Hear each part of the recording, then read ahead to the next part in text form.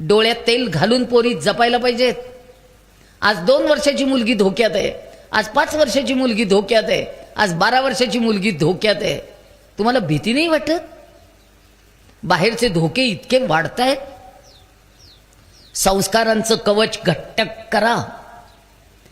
मी मोठी झाल्यावर माझ्या आईने मला लगेच बजावून सांगितलं होतं, घरात वावरणारे तुझे वडील, तुझे काका, तुझे मामा, तुझे आजोबा सगळे पुरुष आहेत.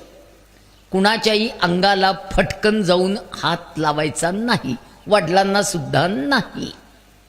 माझ्या वयाच्या सगळ्या बायकांनी सांगावं, आपण कधी वडिलांच्या अंगाला हात लावलाय? कधीच नाही.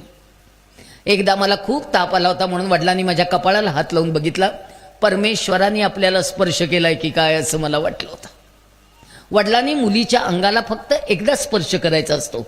सासरी जाताना पाठीवर हात ठेवून थोपटून म्हणायचं असतं, बेटा जा, सुखाने राहा, आम्ही आहोत तुझ्या पाठीशी.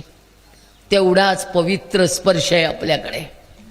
केवढं सुंदर नातं आहे हे. सगळ्या तरुण पुरुषांनो, मुलगी पौगंड अवस्थेकडे जात असताना सारखं बेटा बेटा बेटा म्हणून तिला जवळ घ्यायची नाही. 9व्या वर्षापर्यंत कौतुक चालतं. आपल्याकडे हे सगळं नाहीये. Download ShareChat.